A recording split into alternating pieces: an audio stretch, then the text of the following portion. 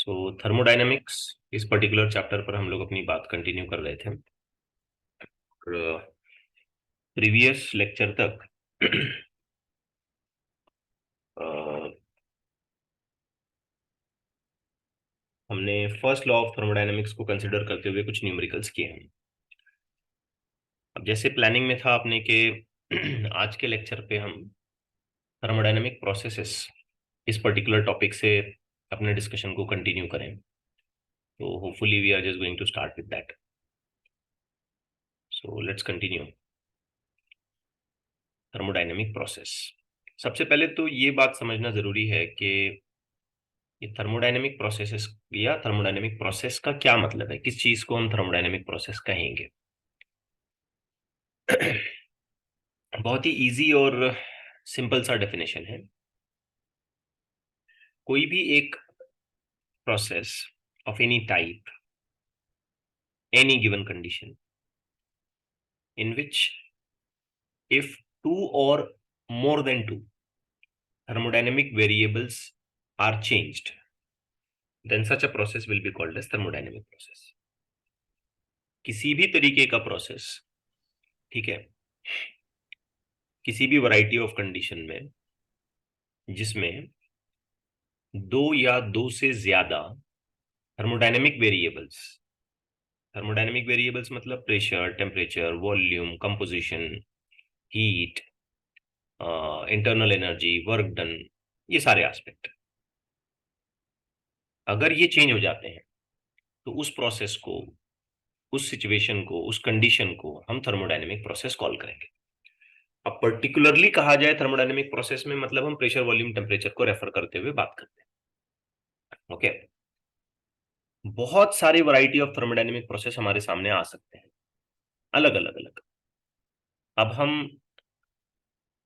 हर एक type of process के लिए एक लेक्चर डेडिकेट करेंगे।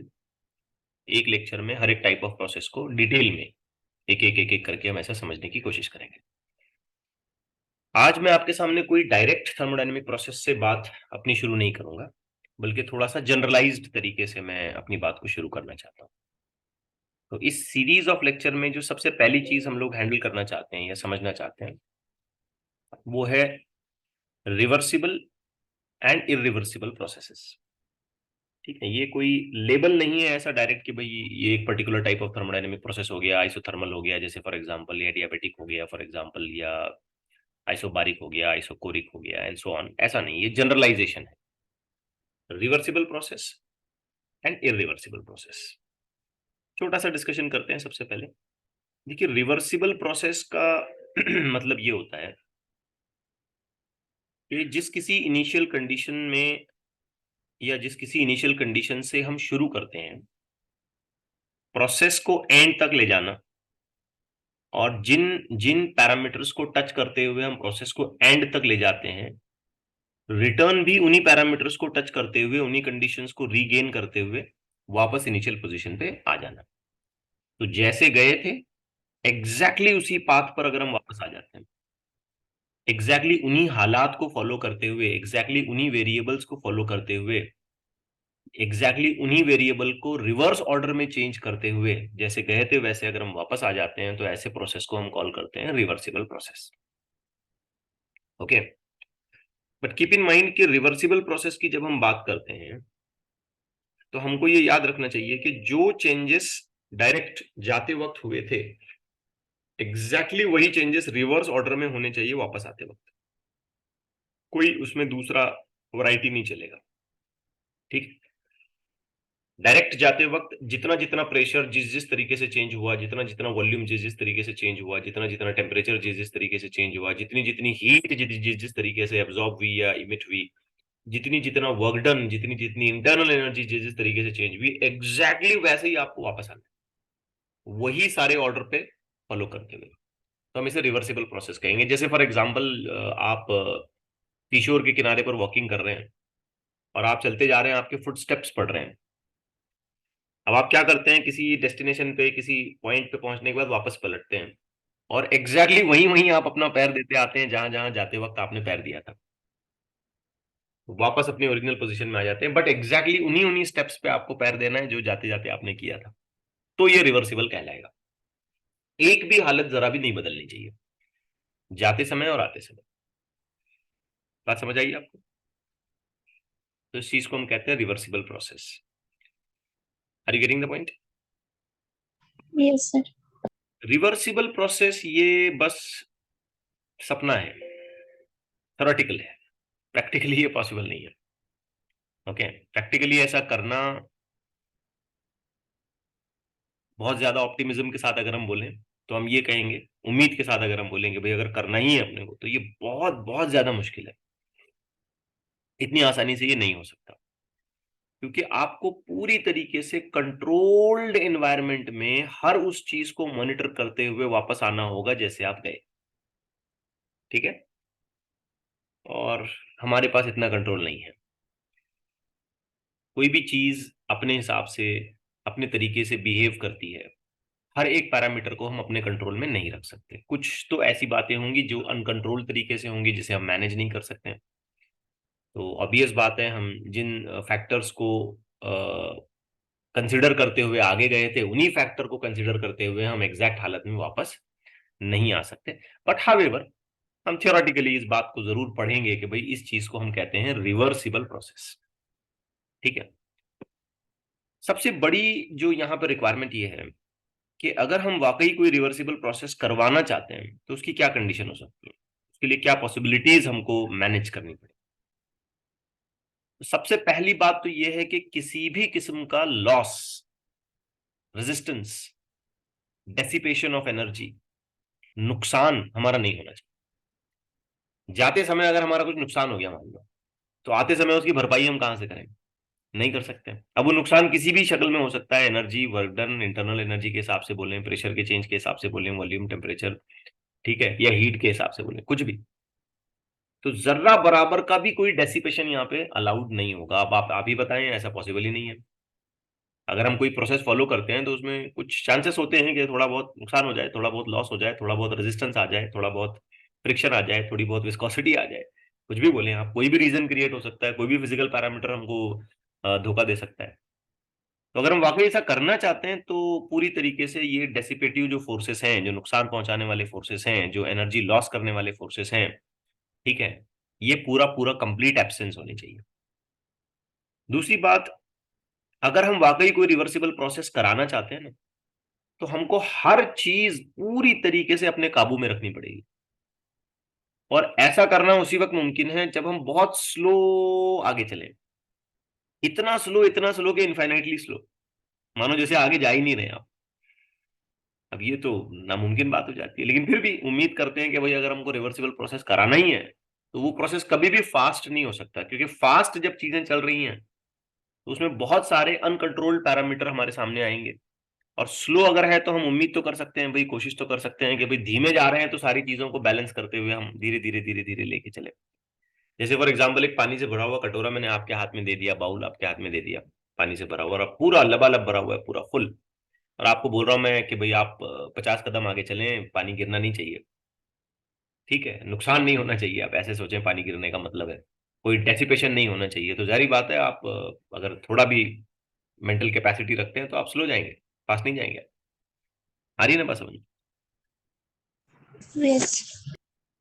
तीसरी बात, अगर हम वाकई रिवर्सिबल प्रोसेस कराना ही चाहते हैं तो टेम्परेचर डिफरेंसेस ज्यादा नहीं होने चाहिए सराउंडिंग के मुकाबले में। जैसे यहाँ मैंने नीचे मेंशन किया है कि temperature of the system must not differ appreciably from its surrounding. Appreciably मतलब कंसिडरेबल लेवल पर टेम्परेचर का डिफरेंस नहीं होना चाहिए, क्योंकि टेम्परेचर ऑफ सराउंडिंग और टेम्परेचर ऑफ सिस्टम में अगर ज्यादा फर्क आ जाता है तो ये एडवर्सली अफेक्ट करेगा volume, pressure, heat exchange, work done की कंडीशन, एक्सपांशन, कंप्रेशन, इन सभी बातों को ये अफेक्ट करेगा। एनर्जी को खास करके ये अफेक्ट कर सकता है। अगर थोड़ी भी हीट एक्सचेंज कहीं से लीक हो जाती है, हीट हो जाती है, एक्सचेंज हो जाती है, तो वो इंटरनल एनर्जी पे बुरा असर डालेगा। और वो अगर लॉस हो गई तो हम दोबारा उसको कहाँ से गेन करें, हम गेन नहीं कर पाएंगे। सो दीज आर सर्टन, आई में से हाइपोथेटिकल कंडीशंस, जिसे अगर हम फॉलो कर लेते हैं या कोशिश करते हैं या बहुत नजदीक जाने की कोशिश करते हैं तो हम रिवर्सिबल प्रोसेस कि क्लोज हो सकते हैं, कोशिश कर सकते हैं कि हम रिवर्सिबल प्रोसेस के नजदीक नजदीक पहुंचे। अच्छा, ग्राफिकली अगर मैं किसी रिवर्सिबल प्रोसेस को इंडिकेटर डायग्राम के थ्रू बताना चाहूं तो वो कुछ ऐसा बनेगा। इस ग्राफ को या इस इंडिकेटर डायग्राम को जरा केयरफुली ऑब्जर्व करिए। ये प्रेशर एक्सिस है, वॉल्यूम एक्सिस है। आप ए से मान लें बी पॉइंट जाना चाहते हैं, this is A and this is let's say B point. तो आप देखें जिस रास्ते पर जिन वेरिएबल कंडीशंस पर हम जा रहे थे ए से बी एक्सपांशन के लिए, उन्हीं पैरामीटर्स पर एग्जैक्टली उन्हीं वैल्यूज को फॉलो करते हुए हम वापस ए पर आते हैं। अगर हम ऐसा कर पाए तो ही रिवर्सिबल होगा, अदरवाइज ये रिवर्सिबल नहीं। I think clear? Yes. Okay, now in examination a question में कम कि भाई व्हाट आर द एग्जांपल्स। अगर हम किसी तरीके से रिवर्सिबल प्रोसेस कर पाते हैं, किसी तरीके से, हालांकि मैं साफ साफ बोल रहा हूँ ये बिल्कुल ही नामुमकिन बात है, लेकिन फिर भी अगर हम किसी तरीके से कर पाते हैं, किसी तरीके से नियर अबाउट में जाने की कोशिश करते हैं, बहुत क्लोज होने की कोशिश करते हैं, तो what are the possible examples. तो मैंने कुछ एग्जांपल्स अपनी टेक्स्ट बुक से लिए हैं, कुछ और रैंडमली इधर उधर से कलेक्ट किए हैं कि भाई क्या पॉसिबिलिटीज हो सकती हैं। तो I am just putting it one by one. ये कुछ एग्जांपल्स हैं। सबसे पहली बात तो ये कि कोई भी ऐसा प्रोसेस जिसको आप बहुत स्लो कराएं, कोई भी प्रोसेस, मतलब आइसोथर्मल हो, एडियाबेटिक, इवन और दूसरे भी अगर है, लेकिन अगर आप इनको बहुत स्लो कराते हैं, बहुत स्लो, बहुत बहुत बहुत स्लो, इन्फिनिटली स्लो जिसे बोलेंगे, तो हो सकता है, उम्मीद की जा सकती है कि हम उसे रिवर्सिबल कंडीशन में फॉलो कर पाए। ठीक है, प्रोसेस रिवर्सिबल हो जाए। एक और प्रैक्टिकल रिवर्सिबल प्रोसेस की अगर हम बात करते हैं, प्रैक्टिकल जो कि कुछ हद तक मैं कह रहा हूं, पूरी तरीके से तो नहीं, हम पॉसिबिलिटी उसकी एक्सपेक्ट कर सकते हैं, वो ये है कि हम आइस को मेल्ट करा दें, उसको हीट देके, और एग्जैक्टली उतनी ही हीट अगर हम उसको उसके पास से निकाल लें, तो वो मेल्टेड आइस जो है, जो वाटर बन गया है, वो वापस से आइस बन सकता है। ठीक, लेकिन फिर भी इसमें अमाउंट ऑफ वर्क डन की शक्ल में कुछ लॉस होगा, वॉल्यूम चेंजेस होंगे and all that. But expectation इस तरीके से हम कर सकते हैं कि हम हीट के जरिए अगर आइस को मेल्ट कराएं, हीट दे के, उसको हीट प्रोवाइड करके, तो लेटर ऑन बाद में वो जो पानी बन गया है, उस पानी के अंदर से अगर हम वापस से हीट को एब्जॉर्ब कर लें, हीट निकाल लें, उसका टेम्परेचर ड्रॉप करने की कोशिश करें, तो हो सकता है कि हम उसे इस सेंस में रिवर्स कर पाए कि भाई बर्फ था, पानी बन गया, वापस से पानी बर्फ बन गया, आइस था, वाटर बन गया, अब ये वाटर वापस से आइस बन गया। इस सेंस में हम रिवर्स कर पा रहे हैं, लेकिन यहाँ पे कहीं ना कहीं वर्क डन का लॉस जरूर होता है। ठीक है, तीसरी बात, अगर हम देखें कुछ मैकेनिकल प्रोसेसेस की हम एग्जांपल यहां पर ले रहे हैं। थर्मोडायनेमिक्स के लेवल पर तो ये एग्जांपल सेट नहीं होते हैं, लेकिन मैकेनिकल लेवल पे अगर हम बात करें कि भाई एक स्प्रिंग है जिसको हम ऑसिलेट कराते हैं, तो वो अपनी पोटेंशियल और काइनेटिक एनर्जी में पूरी तरीके से रिवर्सिबल हालत में ऑसिलेट कर सकती है। या एक डांसिंग बॉल ले लें आप, और उसको एक परफेक्टली इलास्टिक फ्लोर पर छोड़ दें, तो जितनी हाइट से आपने उसको छोड़ा है, वो उतनी ही हाइट पे दोबारा वापस आ सकता है। ठीक है, दीज आर सर्टन एग्जाम्पल्स। और कुछ जनरल एग्जाम्पल्स के तौर पे मैं ये कह सकता हूँ कि बहुत स्लो किया गया इवेपोरेशन, या बहुत स्लो किया गया कंडेंसेशन, वही बात है, पानी स्टीम बनना, बर्फ बनना एंड ऑल दैट, बहुत स्लो अगर हम इसको करते हैं, कंट्रोल तरीके से करते हैं, तो ये भी कुछ हद तक रिवर्सिबल की कैटेगरी में आ सकता है। लेकिन इस बात को याद रखिए कि रिवर्सिबल प्रोसेसेस जो हैं, ये प्रैक्टिकली रियलाइज करना बहुत ज्यादा मुश्किल है, क्योंकि ऐसे बहुत सारे पैरामीटर्स हो सकते हैं, ऐसे बहुत सारे रीजंस हो सकते हैं, ऐसी बहुत सारी कंडीशंस हो सकती हैं जिसकी वजह से हम कहीं ना कहीं एनर्जी खो दें, एनर्जी को लूज करें, उन पैरामीटर्स की वैल्यूज को वैसी मेंटेन न कर पाए जैसे कि वो जाते वक्त थी, आते वक्त हमें कुछ और मिले। ठीक है, अब आइए बात करते हैं दूसरे टाइप के प्रोसेस की। ये है इरिवर्सिबल प्रोसेस। ये सबसे बढ़िया चीज है। काम कर दो, बिगड़ बिगड़ जाए तो बिगड़ जाने दो, अच्छा हुआ तो अच्छा होने दो, जैसा गए थे वैसा वापस आने की जरूरत नहीं। कितना नुकसान करके आते हो नुकसान करके आओ, जितना फायदा करके आते हो उतना फायदा करके आओ, कोई टेंशन नहीं। सबसे फ्री जिसको बोलेंगे ना, आजाद जो प्रोसेस होता है, भाई कुछ भी कर, कोई टेंशन वाली बात नहीं, वापस आता तो आ, नहीं आता तो मत आ। ठीक है ना? तो ऐसे प्रोसेस को हम क्या बोलेंगे? Irreversible process.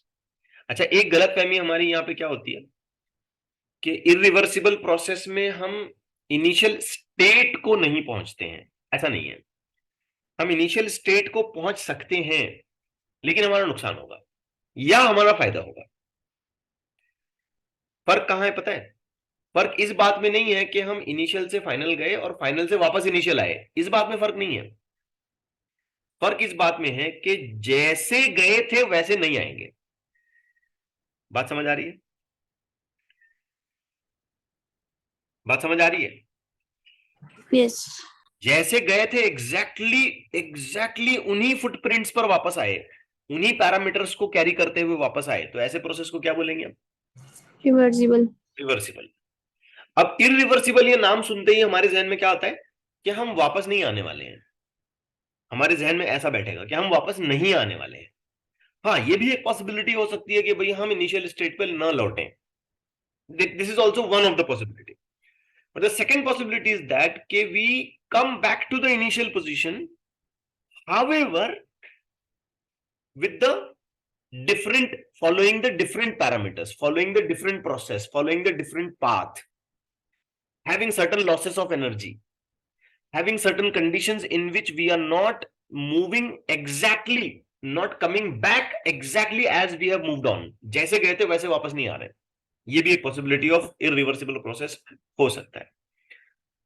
आसान जुमलों में समझाएं तो इरिवर्सिबल प्रोसेसेस में बहुत सारी एनर्जी का, हीट का, इंटरनल एनर्जी का, वर्क डन का लॉसेस होंगे, नुकसान होगा, या कुछ हद तक कुछ पैरामीटर्स में नुकसान होगा और कुछ पैरामीटर्स में हमको फायदा भी हो सकता है। ठीक।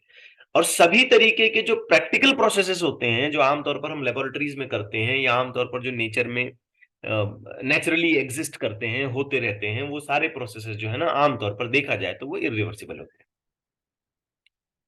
बात समझ आ रही है? Yes sir. लेकिन इस बात को अच्छे से क्लियर करिए कि क्या इरिवर्सिबल का मतलब हम ये माने कि we are not going to come back? नहीं। नहीं। ठीक है ना? जैसे इस चीज को आप देखें ध्यान से तो आपको फौरन समझ आ जाएगा। ये ग्राफ देखें, आपके दिमाग में फौरन बात बैठ जाएगी।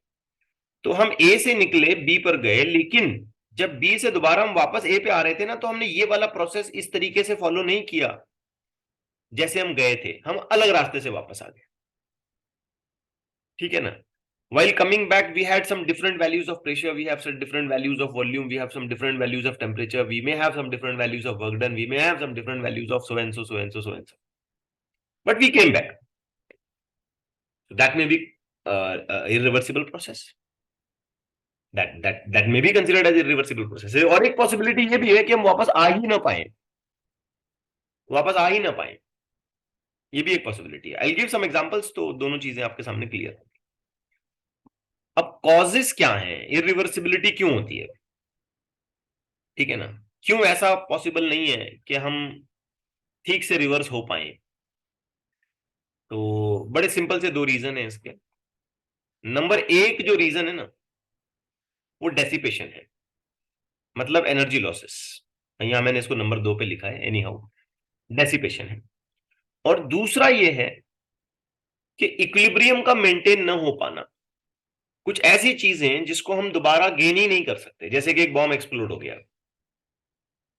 अब आप बोलेंगे भाई इसको रिवर्स करो, तो कहां से करूं मैं? हो सकता है कोई चीज बस्ट हो गई, जस्ट इमेजिन करें बलून बस्ट हो गया, and if I ask you कि भाई नहीं, इसको रिवर्स करके दिखाओ, तुम कर सकते हैं? हम नहीं कर सकते। I can not catch each and every molecule and come back and just collect it into the same balloon. नहीं कर सकता मैं। तो एक तो नॉन इक्विलिब्रियम सिचुएशन की वजह से इरिवर्सिबल प्रोसेस हो सकते हैं, और दूसरा जो आमतौर पर होता है वो है डेसिपेशन, एनर्जी लॉसेस। अब जब हम कोई भी प्रोसेस फॉलो करेंगे ना, तो उसके अंदर कुछ ना कुछ मैकेनिकल इवेंट्स होते रहेंगे, कुछ ना कुछ थर्मोडाइनेमिकल वेरिएशंस होते रहेंगे, pressure, volume, temperature, energy and so on. तो उसमें कुछ लॉसेस होंगे। अब जो लॉसेस हो रहे हैं उन्हीं की वजह से ये होगा कि हम पूरी तरीके से रिवर्स न हो पाए। Now let's work out with some of the examples. कुछ सिंपल सिंपल एग्जांपल्स मैं यहाँ आपके सामने रखता हूँ, बस ध्यान से सुनना। ये बस मैं इस पॉइंट ऑफ व्यू को कंसिडर करते हुए ये सारी चीजें आपके सामने रख रहा हूँ कि थियरी पेपर में कुछ इससे पूछा जाए तो आप उसे आंसर कर सकें। हालांकि ये इतना सिंपल है कि मैं आप पर अगर छोड़ दूं इसको तो आप खुद भी पढ़ पाएंगे इसको, but let's have a little time to consider all these aspects. अब देखो हमने क्या किया है कि स्टील का बॉल ले लिया और उसको एक लेड की शीट पे गिरा दिया, वो भी कैसे, इनइलास्टिक। अब वो बॉल जाके शीट पे चिपक जाएगा। ठीक है? और ऐसा भी हो सकता है कि जो काइनेटिक एनर्जी से बॉल जाके लेड की शीट पे चिपक गया ना, तो वो काइनेटिक एनर्जी लॉस हो गई और वो हीट की शक्ल में डेसिपेट हो गई। अब वो हीट कहां से पकड़ के लाएंगे आप वापस से, और वो हीट पकड़ के लाए भी आप तो वो बॉल के अंदर दोबारा काइनेटिक एनर्जी की शक्ल में कैसे भरोगे आप? हो ही नहीं सकता। दूसरा एक एग्जांपल हम ये भी दे सकते हैं यहाँ पे, जो मैंने यहाँ दिया है, मैं उसे कैरी करते जा रहा हूं, कि स्प्रिंग का बहुत रैपिड और बहुत फास्ट तरीके से अगर आपने स्ट्रेचिंग कर दिया तो स्प्रिंग के अंदर कुछ परमानेंट डिफॉर्मेशन हो सकते हैं, कुछ ऐसी एनर्जी लॉसेस होंगी उसके अंदर जिसको हम इरिवर्स या रिवर्स नहीं कर सकते। तीसरा, sudden expansion, sudden evaporation, sudden condensation, फौरन किसी चीज को एक्सपांड कर दिया तो वो कूल हो गई अचानक से, ठीक है ना। सडन किसी चीज को कंप्रेस कर दिया तो एकदम से वो हीटेड हो गई, उसके अंदर वर्क डन और ये सारा एनर्जी का कैलकुलेशन कुछ इस तरीके से बैठा के कुछ लॉसेस हो गए, तो we can't just get it back. Now reversible process एक और तरीके से भी हो सकता है कि इलेक्ट्रिक करंट जब किसी वायर के अंदर फ्लो करता है तो हम जानते हैं कि उस वायर का थोड़ा सा टेम्परेचर बढ़ जाता है। तो अगर मैं आपको अब हीट दे दूं और बोलूं कि दोबारा वो करंट बना दो, बना के दिखाओ मेरे को, ये तो नामुमकिन बात है ना। तो ये भी रिवर्सिबल कंडीशन है।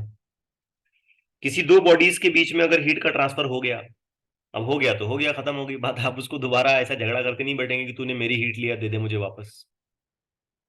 कर सकते हैं क्या उसी ऑर्डर में, उसी रेट में, उसी तरीके से?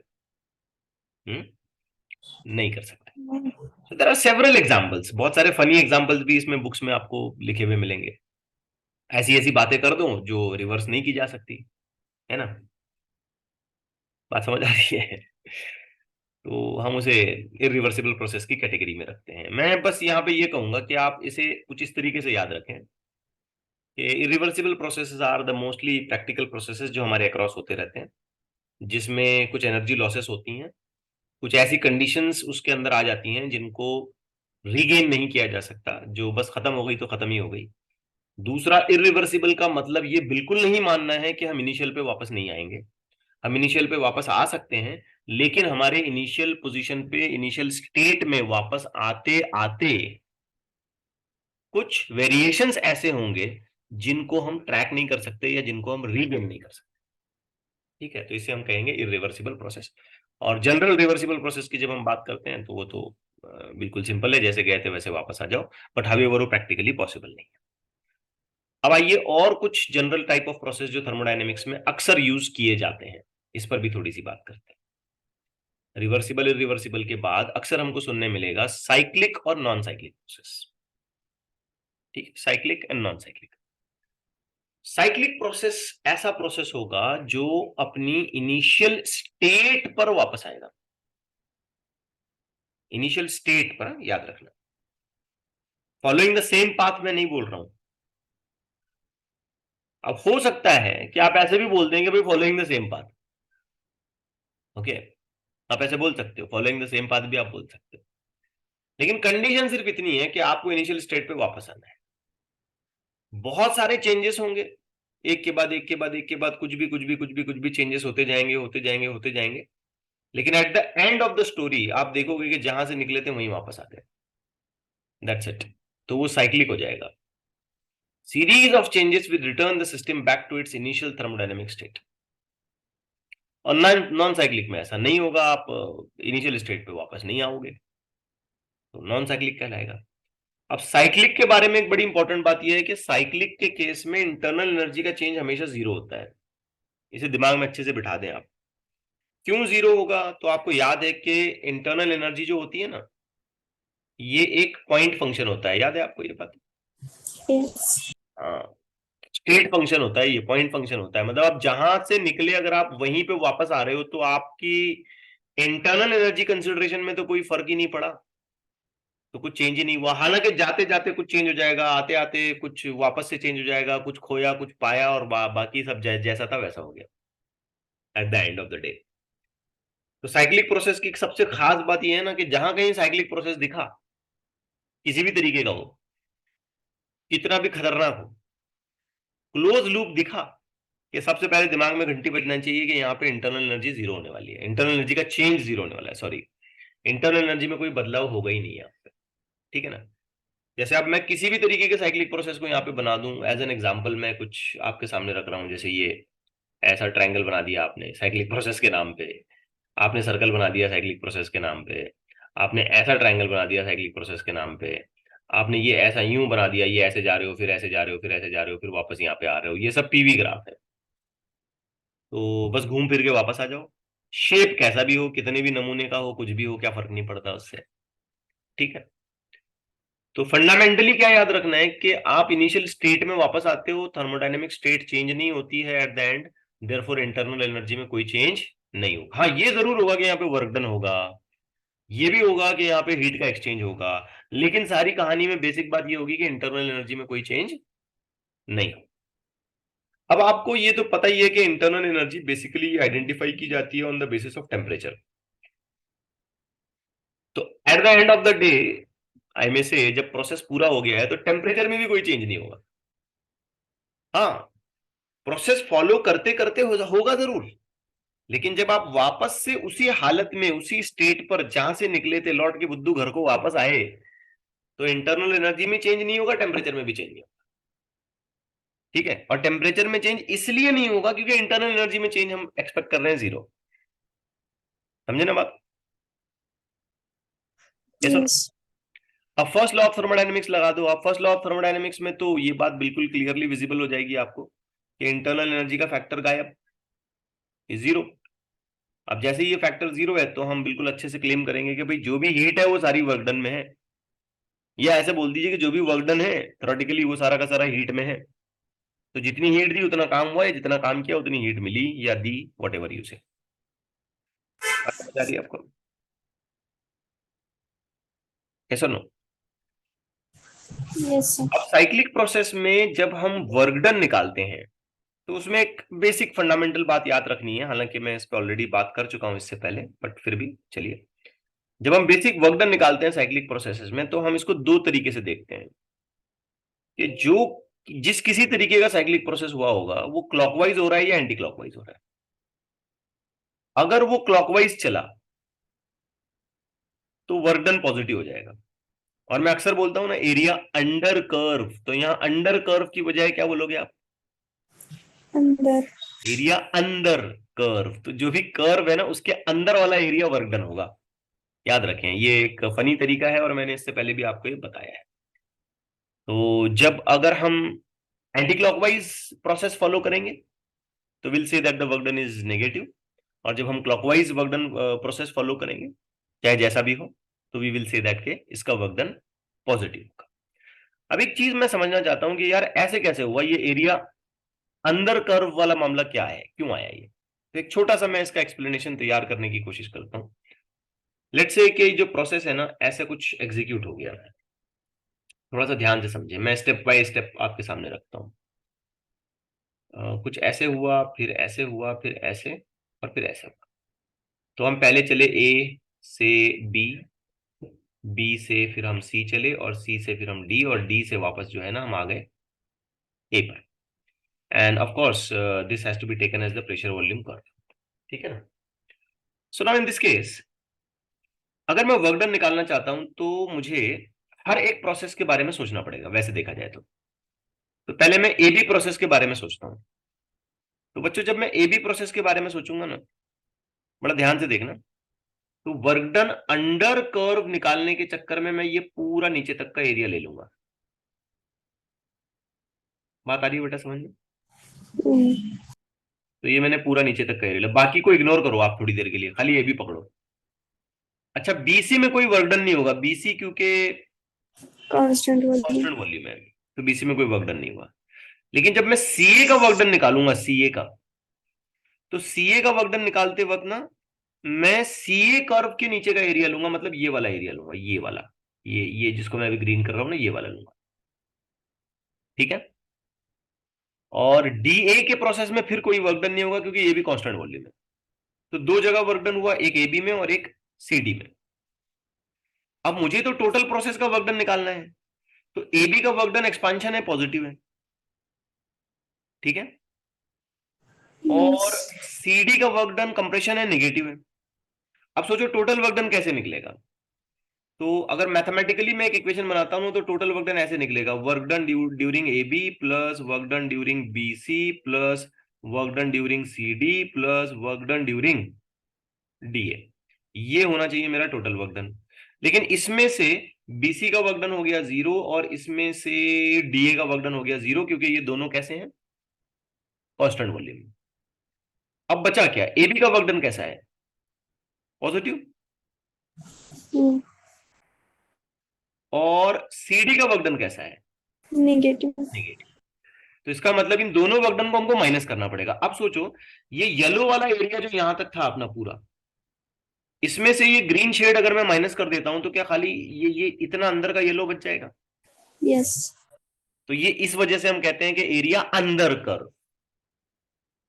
अब ये जनरलाइज कर दो आप, ये शेप कैसा भी हो, सर्कल हो, ट्रायंगल हो, रेक्टेंगल हो, स्क्वायर हो, दो दो सर्कल हो, ट्रायंगल के साथ मिलके रेक्टेंगल हो, कुछ भी हो, जिस किसी टाइप की ज्योमेट्री हो, हमने ज्यादा दिमाग ही नहीं चलाना। हमने बस ऐसे सोचना है कि जब भी साइक्लिक प्रोसेस में वर्क डन निकालूंगा तो मैं अंदर वाला एरिया देख लूंगा, बस काम खत्म। और उसमें भी हमको फर्दर मोर क्या याद रखना है, यस, हमको फर्दर मोर उसके अंदर ये याद रखना है कि अगर साइक्लिक प्रोसेस है और वो क्लॉकवाइज है, घड़ी के कांटे जैसे घूमते हैं उस ऑर्डर में अगर वो चल रहा है तो वो पॉजिटिव हो जाएगा, और अगर वो एंटी क्लॉकवाइज है तो फाइनली वो नेगेटिव। नेगेटिव हो जाएगा। बस। अब ये जो मैंने आपको छोटा मोटा एक्सप्लेनेशन अभी दिया, जिसमें मैंने कोई खास स्पेसिफिक प्रोसेस की बात नहीं की, मैंने जनरलाइज प्रोसेसेस की बात की कि भाई रिवर्सिबल रिवर्सिबल किसको बोलेंगे, साइक्लिक नॉन साइक्लिक किसको बोलेंगे। इस पर मैं आपके सामने कुछ क्वेश्चंस रख रहा हूं, एक एक करके हम इन क्वेश्चंस को डिस्कस करते हैं। सबसे पहले ये वाला क्वेश्चन देखें। एक प्रोसेस हमको दिखाया गया है, ए से बी जा रहे हैं और लौट के वापस ए पे आ रहे हैं। ये प्रोसेस, पहले तो आप मुझे ये बताएं, क्वेश्चन बाद में पढ़ना, पहले मुझे बताएं कि ये रिवर्सिबल है क्या रिवर्सिबल है? रिवर्सिबल। रिवर्सिबल है ना, शाबाश। रिवर्सिबल। पूरा पढ़ाया हुआ सब सत्यानाश कर दिया तुमने। देखो ना, जाने का रास्ता, जाते वक्त प्रोसेस, जाते वक्त के पैरामीटर, और आने का रास्ता, आते वक्त के प्रोसेस, आते वक्त के पैरामीटर्स, आते वक्त की थर्मोडायनेमिक स्टेट्स दोनों अलग अलग हैं। तो प्रोसेस कौन सा हो गया? इरिवर्सिबल। इरिवर्सिबल। तुम खाली ये देख रहे हो वापस है, अरे बेटा वापस रिवर्सिबल में भी आते हैं, इरिवर्सिबल में भी वापस आते हैं। बात समझे? मैं इतनी देर से 5-7 मिनट मैंने इसी पे बात किया कि इरिवर्सिबल का मतलब दिमाग में ये मत बिठाओ कि वापस नहीं आ सकते, वापस आ सकते हैं, बट उन्हीं पैरामीटर्स के साथ नहीं लौटेंगे जिनको लेके तुम गए थे। लॉसेस के साथ आओगे या कुछ फायदा करके आओगे, जो भी है। क्लियर हो रही है बात? यस। तो ये प्रोसेस कौन सा हो गया? इरिवर्सिबल। इरिवर्सिबल हो गया। अब इस प्रोसेस में ये कह रहा है कि जो वर्क डन है वो माइनस ऑफ 1000 जूल है। ये माइनस यहां चला गया, ध्यान देना, ये माइनस 1000 के साथ आना चाहिए। So I just put it with red ताकि आपको समझ आ जाए, ये माइनस ऑफ 1000 जूल है। अब पहला क्वेश्चन है, what does negative sign means? Negative work done का क्या मतलब है? कंप्रेशन। सिंपल है, गैस का कंप्रेशन हुआ होगा। और दूसरी सिंपल बात यह है कि देखो जाते वक्त ना एक्सपांशन हो रहा है, अगर तुम एक्सपांशन का वर्क डन निकालोगे तो खाली इतना है, समझे नहीं समझे? यस। और अगर तुम कंप्रेशन का वर्क डन निकालोगे तो ये पूरा है। कंप्रेशन वाला कर्व ये है, इसके नीचे बड़ा एरिया आ रहा है, एक्सपांशन वाला कर्व ये है, इसके नीचे छोटा एरिया आ रहा है। तो वर्क डन ज्यादा किसमें हुआ? कंप्रेशन। कंप्रेशन में। अब टोटल वर्क डन निकालोगे तुम तो नेगेटिव आएगा। दूसरी बात, नेगेटिव दिखता है, प्रोसेस प्रोसेस एंटी क्लॉकवाइज है, एंटी क्लॉकवाइज दिखता है या नेगेटिव? सीधा सीधा समझ में आता है नेगेटिव एंटी क्लॉकवाइज दिख रहा ना, एंटी क्लॉकवाइज, ये देखो। यस। क्योंकि कांटे के हिसाब से थोड़ा लॉजिक लगा के सोचो, क्या गोल रहना जरूरी है क्या? स्क्वायर दिखना जरूरी है क्या? कैसा भी शेप हो, मैंने अभी बताया आपको, कितनी भी बिगड़ी हुई शक्ल हो, आप घुमा के देखो उसको, तो ये एंटी क्लॉकवाइज है। तो what does negative sign means? तो you have lot of explanations. पहले ओवरऑल कंप्रेशन ही हो गया गैस का। दूसरा आप ये कह सकते हो कि ए टू बी जितना वर्क डन हुआ उससे ज्यादा वर्क डन बी टू ए हो गया। तीसरा आप ये कह सकते हो कि यहाँ पे overall, yes, cyclic Yes. Process which is in anti clockwise sense, तो नेगेटिव है ये। चौथा आप यहां पे ये भी कह सकते हो कि finally there is a work done on the gas, not by the gas, क्योंकि अगर work done by the gas होता है तो वो पॉजिटिव माना जाता है। तो यहां effectively overall at the end जो हुआ वो ये हुआ कि there is a work done on the gas. समझे बात को? Yes. दूसरा सवाल, what is the change in internal energy and heat transfer during the process? Internal energy का चेंज 0 है। अब मुझे नहीं लगता इस पे कोई बात मुझे और ज्यादा डिटेल में करनी चाहिए। क्यों 0 है? Cyclic process. अब अगर मैं हीट ट्रांसफर के बारे में बात करूंगा तो बस यही कहानी है। क्या बोले? करेक्ट है? Yes. First law of thermodynamics में से डेल्टा यू को 0 पुटअप कर दो तो कहानी इतनी ही बचती है। अच्छा, हीट का तो नेगेटिव आ गया आंसर, क्योंकि वर्क डन नेगेटिव था। तो ये हीट गेन हुई कि लॉस हुई? Loss. लॉस हुई। गैस ने खो दिया इस हीट को। ये इवॉल्व है, हीट इमिटेड है, हीट लॉस्ट है, heat transferred in the sense कि गैस में से निकल के चली गई है। ठीक है? Now what will happen when the direction of the cycle reversed? अगर साइकिल को रिवर्स कर दिया आपने, डायरेक्शन ऑफ साइकिल रिवर्स किया, मतलब पहले ऐसे जा रहे हो, ए से बी ऐसे ऊपर से जा रहे हो और फिर ये वापस ऐसे आ रहे हो, तो इस सेंस में तो पहली बात तो वर्क डन पॉजिटिव हो जाएगा। इंटरनल एनर्जी अभी भी 0 ही होगी, चेंज। हीट का आंसर भी पॉजिटिव आएगा, इसका मतलब ये हीट एब्जॉर्ब हो जाएगी। Yes. बस इतनी कुछ बातें थी यहाँ पे जिसे हमें समझना है। आइए अगला क्वेश्चन देखते हैं। अब इस क्वेश्चन में मैं अपने ओपिनियन के हिसाब से सॉल्यूशन बनाऊंगा, क्योंकि थोड़ा सा मुझे इसमें स्टैंडर्ड सॉल्यूशन में डाउट है। चलिए देखते हैं। PV diagram of the system undergoing thermodynamic transformation is shown in the figure. The work done in the system from going A to B to C, A to B and then C. CA की बात नहीं हुई है, खाली A से निकले और C तक गए। ठीक है, तो अभी साइकिल पूरी नहीं हुई है। अगर C के बाद वापस A आता तो साइकिल पूरी होती। बात समझे? तो कितना वर्क डन हुआ? 50 जूल। अच्छा, कितनी हीट हमने दी? 20. डेल्टा क्यू 20 कैलोरीज है, तो इसको 4.2 से मल्टीप्लाई करना पड़ेगा, भूलना नहीं। तो आंसर आ जाएगा 84 जूल। तो हीट कितनी दी हमने 84 joule. और काम कितना लिया? 50 joule. तो क्या इंटरनल एनर्जी में चेंज हुआ होगा? Yes, yes, obvious. Delta Q is equal to delta U plus delta W. Heat दी 84, चेंज ऑफ इंटरनल एनर्जी, काम कितना लिया? 50। तो इस हिसाब से सोचो तो चेंज ऑफ इंटरनल एनर्जी कितना हो गया? 34. 34 जूल। अब आप चौंकेंगे, आप बोलेंगे सर अभी तो तुमने बोला cyclic process change of internal energy 0। बच्चों साइकिल पूरा हुआ? नहीं. नहीं हुआ, साइकिल पूरा हुआ ही नहीं है। बात समझे क्या नहीं? Yes. डायग्राम पूरी बना के दी उसने, लेकिन बात अधूरी की ना उसने। बात तो अधूरी की उसने। Yes no? Yes. Work done on the system, work done, work done, work done on the system. अब ये चीज मुझे थोड़ा खटक रही है। Work done on the system बोल रहा है और यहां एक्सपांशन ले रहा है, ये थोड़ा गड़बड़ लग रहा है मुझे। एक्सपांशन का वर्क डन कैसा माना जाएगा? Positive. पॉजिटिव माना जाएगा। मैं इसीलिए आपको शुरुआत में बोला कि मैं अपने ओपिनियन से ये चीज बताऊंगा। तो अगर मैं इस कंसिडरेशन को भी यहां अकाउंट में ले लेता हूं कि on the system work done है, तो डेफिनेटली ये वाला वर्क डन ना मुझे बहुत ध्यान से कैसे लिखना पड़ेगा? Negative. नेगेटिव, क्योंकि ऑन द सिस्टम। अब ये चीज तो कॉन्ट्राडिक्ट कर रही है ना एबी को। प्रोसेस के पॉइंट ऑफ व्यू से एक्सपांशन है, एक्सपांशन तो पॉजिटिव वर्क डन होता है। ठीक हो गई बात? Yes. लेकिन अगर मैं work done on the system के बिहाफ पे ये सारी चीजें मेंशन करता हूं तो ये -50 अगर दूसरी तरफ चला जाता है तो हमारा चेंज ऑफ इंटरनल एनर्जी का आंसर इस केस में क्या आएगा? 134. 134 जूल। तो थोड़ा सा मुझे लगता है कि ये क्वेश्चन एम्बिग्यूअस है, इसमें थोड़ी सी गड़बड़ लग रही है। तो दोनों तरीके से मैंने आपको बातें बता दी। अक्सर बुक्स में जो आंसर इसका अवेलेबल है, काफी स्टैंडर्ड क्वेश्चन है, सारे बुक्स में अवेलेबल है। तो उन्होंने तो ऐसे लिया कि भाई ये पूरा साइक्लिक प्रोसेस ही पूरा करा दिया उन्होंने, साइक्लिक प्रोसेस पूरा करा के फिर इंटरनल एनर्जी निकाल रहे हैं। तब तो अजीब बात है, अगर साइकिल तुम पूरी कराते हो, साइकिल पूरी कराओगे तो फिर इंटरनल एनर्जी का चेंज तो जीरो ही माना जाएगा ना। साइकिल तो पूरी करानी नहीं है यहाँ पे।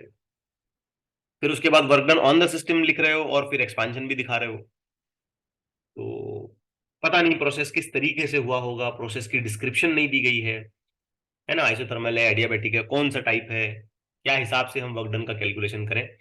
तो काफी सारे बुक्स में जो इसका आंसर है ये 134 ही बताया गया है, इस तरीके से कि work done on the system negative माना गया, taken on the other side it will become positive and the total sum comes up to be 134। ठीक है, बस याद रख लें इसे। चलिए थोड़ा और आगे बढ़े। Yes, Yes. Let's take the next. एक आइडियल गैस है, now it is being taken from A to B to C to A, now it is cyclic. अब साइक्लिक हो गया, पूरा वापस आ गए ए से बी गए, बी से सी गए, सी से ऐसे। If the net heat supplied is 5 joule, मतलब टोटल हीट जो हमने दी ना वो 5 जूल है। अच्छा, जब साइकिल पूरी हो गई है तो ये तो दिमाग में बिठाएं कि ये जीरो हो गया बेटा, अपना डेल्टा यू जीरो हो गया। ठीक है, Yes. तो सारा खेल तो ऐसा हो जाएगा कि जो भी हीट तुम दे रहे हो वो सारा का सारा वर्क डन के हिसाब से चलेगा। सही लिखा मैंने ये? Yes. अब देखें, इसमें तीन चीजें हैं वर्क डन के, तीन एस्पेक्ट यहाँ पे हमको लिखना पड़ेगा। सबसे पहले तो हमको लिखना पड़ेगा work done for A B, फिर प्लस या माइनस जो भी रहता है कि नहीं उसमें कोई टेंशन नहीं लेंगे हम लोग। Work done for B C, फिर work done for C A, और दूसरी तरफ जो भी टोटल हीट दी गई, whatever the total heat given, once the heat is given, ऐसे टोटल बता दिया उसने, टोटल नेट हीट। ठीक है, अब देखो एक एक करके वर्क डन निकालते हैं और लास्ट में हमको सीए का वर्क डन निकालना है। सीए जो प्रोसेस है ना, इसका वर्क डन हमको एट द एंड निकालना है। ये तो फाइनल है कि ये इज इक्वल टू 5 हो गया, चलो ये तो फाइनल है, टोटल हीट 5, ये तो फाइनल है। अब बताओ ए बी का वर्क डन क्या है? 0. गलत जवाब, बिल्कुल गलत। वॉल्यूम और प्रेशर के एक्सेस को फ्लिप किया है, ये कांस्टेंट प्रेशर है। ठीक है ना, तो ए बी का वर्क डन अगर मैं निकालूंगा तो पी डेल्टा वी हो जाएगा। ध्यान से देख, प्रेशर कितना है? 10, 10. और डेल्टा वी कितना है? 1. तो 1 से 2, यानी कि फाइनल 2, इनिशियल 1, 2 - 1 इज 1। तो ये वर्क डन हो गया 10 जूल। समझो बात को। Yes. ये बताओ कि बीसी प्रोसेस का वर्क डन कितना है? 0. 0, इसकी कांस्टेंट वॉल्यूम है। तो ये सब यहां लाके पुटअप करो। ए बी का वर्क डन हो गया 10 जूल, प्लस बीसी का 0, प्लस तुमको निकालना है work done for the process of C A. तो work done for the process of C A is equal to 5 - 10 and the final answer is -5 joule. That's it, done, finish. Clear हो गई बात? Yes, sir. चलिए अब इसे आप जल्दी से आंसर करें, आप इसको अपने हिसाब से बहुत जल्दी से आंसर करें। ये बिल्कुल लॉजिक पर बेस करता है क्वेश्चन, इसमें ज्यादा समझने जैसा, कैलकुलेट करने जैसा कुछ नहीं है। जल्दी से आंसर करें। दो अलग अलग प्रोसेस है, प्रोसेस 1 क्लॉकवाइज है, process 2 anti clockwise. Net work done क्या होगा? अब वर्क डन तो ये होगा, एरिया इन सर्कल्स के अंदर का वर्क डन बनेगा। प्रोसेस 1 का एरिया कम है, दिख रहा है, तो उसका वर्क डन कम है। प्रोसेस 2 का वर्क डन ज़्यादा. ज्यादा है, प्रोसेस 1 का पॉजिटिव वर्क डन है क्लॉकवाइज, प्रोसेस 2 का Negative. नेगेटिव वर्क डन है एंटी क्लॉकवाइज। तो जब टोटल निकालेंगे तो W1 plus W2 is negative, total क्या आएगा, पॉजिटिव आएगा नेगेटिव आएगा? नेगेटिव। नेगेटिव आएगा। समझे नहीं समझे? क्योंकि नेगेटिव बड़ा है बेटा। अरे भाई हाँ या ना? यस। ओके, चलिए एक और देखते हैं। अब यहां मैं थोड़ा सा रिस्ट्रिक्टेड हूं, एक्सप्लेनेशन पूरा नहीं दे पाऊंगा आपको, कोशिश करते हैं। ये जो पूरा प्रोसेस यहां हुआ ABCA, इसके लिए ये वॉल्यूम टेम्परेचर ग्राफ है। वॉल्यूम टेम्परेचर याद रखना, वॉल्यूम टेम्परेचर में area under curve will not become work done, याद रखना बात को। तो वर्क डन निकालना है हर एक प्रोसेस के लिए, और यहाँ पे ये 3 अलग अलग 4 अलग अलग ऑप्शन हमको गिवन है। तो सबसे पहले बात करते हैं AB प्रोसेस। क्या लगता है आपको AB प्रोसेस का वर्क डन क्या होना चाहिए? 0। 0 होना चाहिए, बिल्कुल सही बात। क्यों 0 होना चाहिए? Volume constant. कांस्टेंट वॉल्यूम है, वर्क तो उसी वक्त होगा ना जब या तो आप गैस को कंप्रेस करें, एक्सपांड करें, कुछ तो करें, उसकी वॉल्यूम चेंज करें, किसी भी जरिए से करें, टेम्परेचर के जरिए से करें, प्रेशर के जरिए से करें, व्हाटएवर यू से, बट कुछ तो करके आप वॉल्यूम तो चेंज करें। तो वॉल्यूम तो चेंज ही नहीं हो रही है यहाँ पे, भले हम टेम्परेचर बढ़ा रहे हैं। तो पहले केस में वर्क डन 0 है। अब 0 पहले केस में जो ऑप्शंस हैं वो A है, C है और D है। तो B तो हमारी स्टडी से ही बाहर हो गया, B को कंसिडर ही नहीं करना। अब A, C, D में से हमको कुछ ऑप्शन चॉइस करने पड़ेंगे। दूसरा प्रोसेस कैसा है? आइसोथर्मल, टेम्परेचर कांस्टेंट है। और तीसरा प्रोसेस कैसा है? तीसरे प्रोसेस में CA को अगर हम ध्यान से देखते हैं तो वॉल्यूम और टेम्परेचर की स्ट्रेट लाइन है। तो इसका मतलब वॉल्यूम टेम्परेचर डायरेक्टली प्रोपोर्शनल। अगर V और T डायरेक्टली प्रोपोर्शनल है तो यकीनन प्रेशर कांस्टेंट रखा गया होगा। Yes. PV is equal to NRT, ये सबसे काम की इक्वेशन है हर बुरे हालात में, हर फंसी हुई सिचुएशन में ये हमको हेल्प करती है इक्वेशन, याद रखना। तो अगर हम एट द एंड ये कहते हैं कि volume is directly proportional to temperature, तो इसका सीधा मतलब है कि प्रेशर को कांस्टेंट रखा गया होगा, क्योंकि NR तो कांस्टेंट है। तो सी जो प्रोसेस है ये आइसोबारिक प्रोसेस है, और आपको पता होना चाहिए कि आइसोबारिक प्रोसेस में वर्क डन होता है P डेल्टा V। करेक्ट है? यस। और बच्चों इस पर्टिकुलर सिचुएशन में P डेल्टा V तो एक्सप्रेशन ऑफ राइटिंग नहीं है, तो P डेल्टा V की बजाय यहां पे लिखा गया NR delta T। P delta V की जगह NR डेल्टा T चलेगा ना? लेकिन क्वेश्चन को ध्यान से देंगे तो ये 1 मोल है, तो N1 हो गया। अगर N1 हो गया तो वर्क डन हो गया R delta T now should be written as final temperature T1 minus initial temperature T2, because we start from T2 and then end on T1। CA ऐसा प्रोसेस है, ये AC नहीं है। तो तीसरी स्टेप का वर्क डन ये है। अब ये आपको कहां दिख रहा है? फर्स्ट वाले में दिख रहा है और C वाले में दिख रहा है, ठीक है ना? अब यहां फंस गए हम और एक बार। अब BA के लिए, BC के लिए भी हमको वर्क डन लिखना पड़ेगा। D तो कट हो गया, D तो पूरी तरीके से कट हो गया, D का सवाल ही नहीं पैदा होता। अब इसके लिए वर्क डन कैसे लिखें?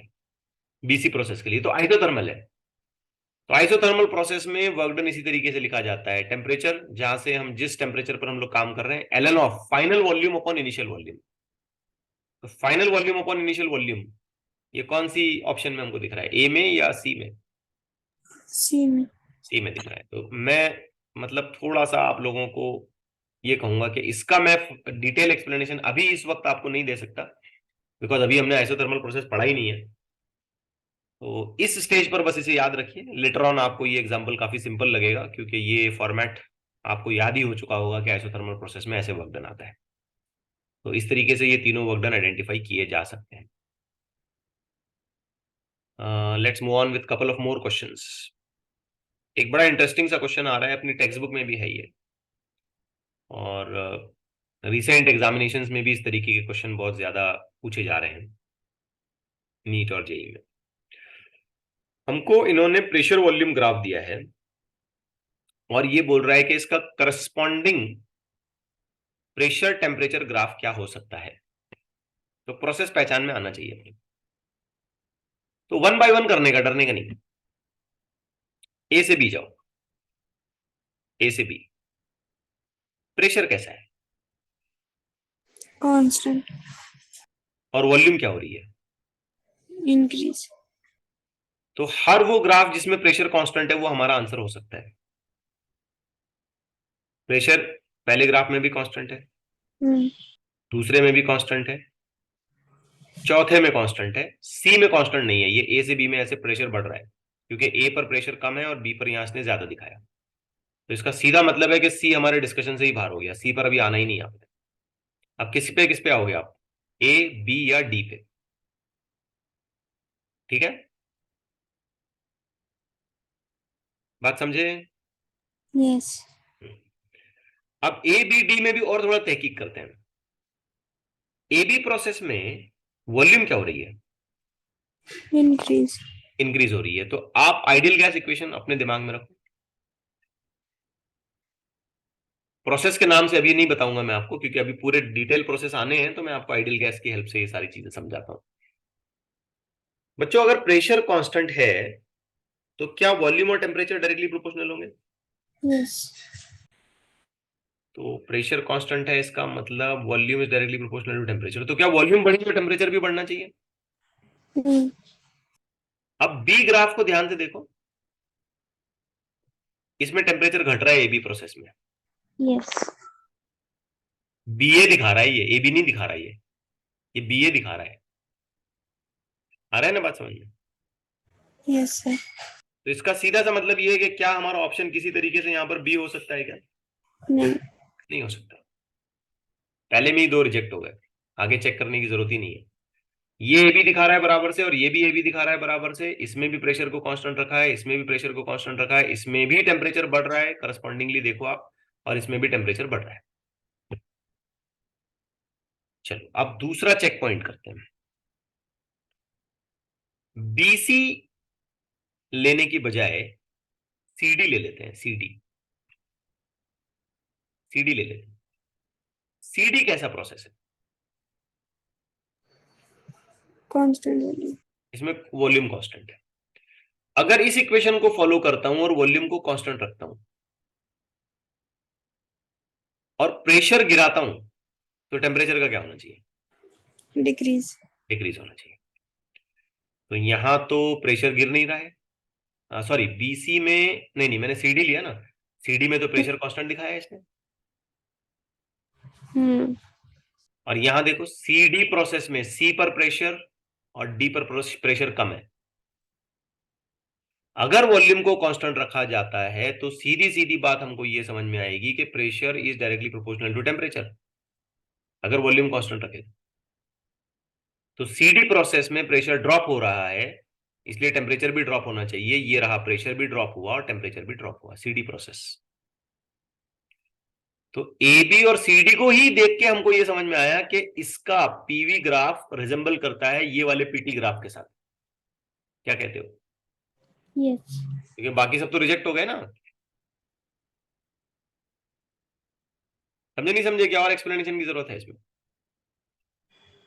समझा sir, any one of you boys,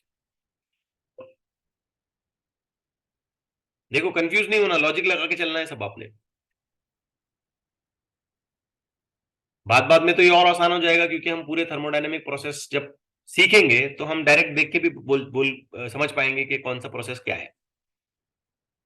फिलहाल जिस तरीके से मैंने आपको समझाया वो आ गया, क्लियर हो गया। यस, जल्दी बोलें जरा बॉयज।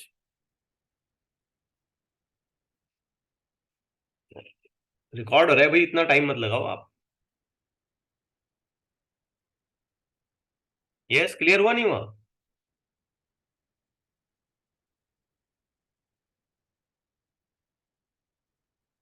हैं कि नहीं आप लोग, हैं तो चलिए, शर्मा रहे हैं, आगे चलें। Yes. या इसका मतलब मैं ये मान लूं कि नहीं समझ आया? मैसेज ही कर दे भाई कम से कम। हाँ सर क्लियर है, आगे चलें। वेट करता हूं मैं। हाँ समझा सर। हाँ ओके, थैंक यू। जल्दी बोले। Let's move on to the next. अब यहां पे भी एक साइक्लिक प्रोसेस दिया है, लेकिन ग्राफ जो है ना वीटी दिया है, देखो ध्यान से। पैरामीटर्स हमेशा देखने का कि एक्स पर कौन है, वाई पर कौन है, सब कुछ। अब फिर इसका करस्पॉन्डिंग पीवी क्या हो सकता है, ये ढूंढना है अपने को। तो पहले एबी से चलते हैं। एबी, या तुम चाहो तो पहले बीसी देख लो, सीए देख लो, ये ज्यादा आसान हो सकता है। ठीक है, तो एक काम करते हैं, पहले बीसी बीसी देखते हैं, बीसी या एबी देखते हैं, चलो कैसे भी, थोड़ा वक्त गया तो हरकत नहीं, देख लेते हैं। एबी एक स्ट्रेट लाइन है, इंक्लाइन। तो एबी का सीधा सा मतलब यही समझ आ रहा है ना, एबी ग्राफ से, ये volume is directly proportional to temperature. Yes. ये कब हो सकता है? Constant pressure. Constant pressure. तो ऑप्शन ए में भी प्रेशर कांस्टेंट है एबी के लिए। ऑप्शन बी तो रिजेक्ट हो गया, रिजेक्ट, क्योंकि एबी प्रोसेस के लिए इसने प्रेशर बढ़ता हुआ दिखाया। Hmm. ऑप्शन सी में भी प्रेशर कांस्टेंट है एबी के लिए, और ऑप्शन डी भी रिजेक्ट हो गया। चलो 4 में से 2 गए, क्योंकि इसने एबी प्रोसेस के लिए प्रेशर को घटता हुआ दिखाया। तो अब 2 बचे, एक बच गया ए बी ऑप्शन ए का, और दूसरा बच गया सी, ऑप्शन सी का ए बी। अब आते हैं बीसी पर। बीसी कैसा प्रोसेस है? Constant volume. Constant volume such that the temperature is decreasing. Hmm. Keep in mind, अब बीसी प्रोसेस में यहां देखता हूं ना, तो इसमें कांस्टेंट वॉल्यूम जरूर दिखा रहा है, लेकिन ये बोल रहा है कि प्रेशर बढ़ रहा है। सही जा रहे हैं? Yes. और सी ऑप्शन में मैं देख रहा हूं बीसी प्रोसेस के लिए इसने भी कांस्टेंट वॉल्यूम को दिखाया, लेकिन ये बोल रहा है कि प्रेशर घट रहा है। तो अब मेरे को जस्टिफाई करना पड़ेगा कि प्रेशर बढ़ रहा है कि घट रहा है। तो आप अगर यहां बहुत ध्यान से देखेंगे बीसी प्रोसेस के लिए, तो वॉल्यूम कांस्टेंट है। वॉल्यूम कांस्टेंट रखने का सीधा मतलब यही निकलेगा कि pressure is directly proportional to temperature. Constant volume, PV is equal to NRT में वी कांस्टेंट हो गया, तो पी और टी डायरेक्टली प्रोपोर्शनल हो गए।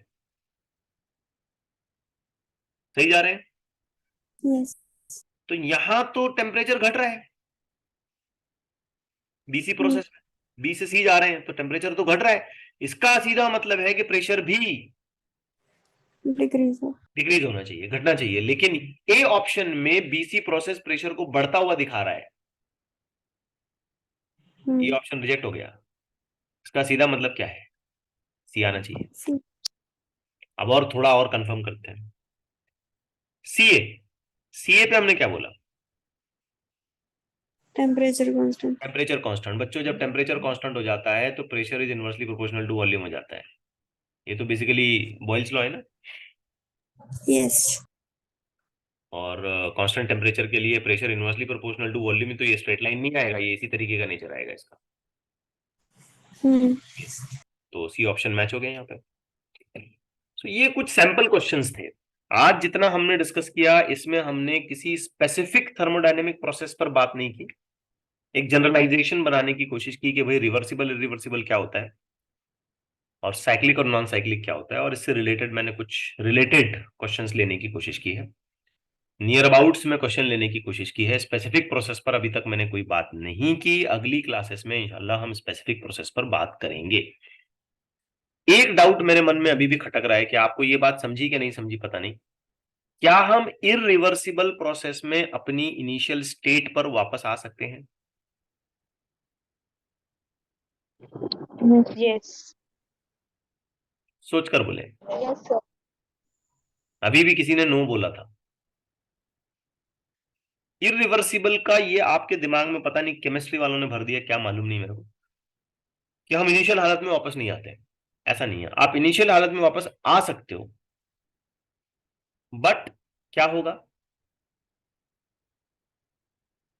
कि जिन स्टेप्स को फॉलो करते हुए आप आगे बढ़ रहे थे, डायरेक्ट प्रोसेस करते जा रहे थे, उन्हीं स्टेप्स को फॉलो करते हुए आप वापस नहीं आओगे, कुछ दूसरे स्टेप्स आप लोगे, और वो दूसरे स्टेप्स कुछ ऐसे रहेंगे जिसमें आपकी एनर्जी से रिलेटेड कुछ लॉसेस हो सकती हैं, थर्मोडायनेमिक वेरिएबल्स कुछ ऐसे रीएडजस्ट हो जाएंगे कि आपको इनिशियली जो वैल्यूज मिल रही थी फाइनली वो वैल्यूज नहीं मिलेंगी। ठीक है, और ऐसा भी हो सकता है मोस्ट ऑफ द केसेस में कि इरिवर्सिबल प्रोसेस है, हम वापस आए ही नहीं। ऐसा भी हो सकता है, मैं इस बात को डिनाई नहीं कर रहा हूं, मैं ऐसे नहीं बोल रहा कि हम वापस नहीं आएंगे। ऐसा भी हो सकता है कि वापस आए लेकिन सेम हालात में ना आए, या दूसरा हम इनिशियल स्टेट में आ ही ना पाए। दोनों सिचुएशंस पॉसिबल है। क्लियर हो रही है बात? Yes. इसीलिए देखो मैंने जब आपको रिवर्सिबल प्रोसेस का एक छोटा सा डायग्राम यहां बना के बताया, ग्राफिकल रिप्रेजेंटेशन, मैंने खास ध्यान दिया ये तो अपना रिवर्सिबल हो गया, जैसा गए वैसा वापस आए। और ये वाला जो मैंने बनाया ये क्या है, ये तो क्या इसे रिवर्सिबल कहा जाएगा? नहीं. देखो, क्या इसे रिवर्सिबल बोलेंगे क्या? नहीं. नहीं, इसे इरिवर्सिबल बोलेंगे। अब ये दिमाग में भूसा मत भर देना बार बार बार बार के सर वापस आ गए ना, वापस आ गए ना। अरे भाई वापस आ सकते हैं, नहीं भी आ सकते हैं, लेकिन जब वापस आने की बात चल रही है तो आप उसी थर्मोडायनेमिक स्टेट पर तो जरूर पहुंच रहे हैं, लेकिन लॉसेस के साथ, लेकिन सेम रास्ते से वापस नहीं लौटे। जब आप सेम रास्ते से वापस नहीं लौटेंगे तो आपका कुछ ना कुछ नुकसान होगा या कुछ ना कुछ फायदा भी हो सकता है, depending on the situation, depending on the process, depending on the conditions. Getting it right? Yes. Yes. Okay. So these are certain conditions. इसीलिए देखो मैंने इरिवर्सिबल की यहां डेफिनेशन में खास लिख दिया, any process which is not reversible exactly in an irreversible process. ठीक है, all natural process such as the conduction, radiation, radioactive decay, etc, irreversible process, or practical process like free expansion and all those, they are just irreversible process. Okay, so make that point very clear. रुक जाए फिर।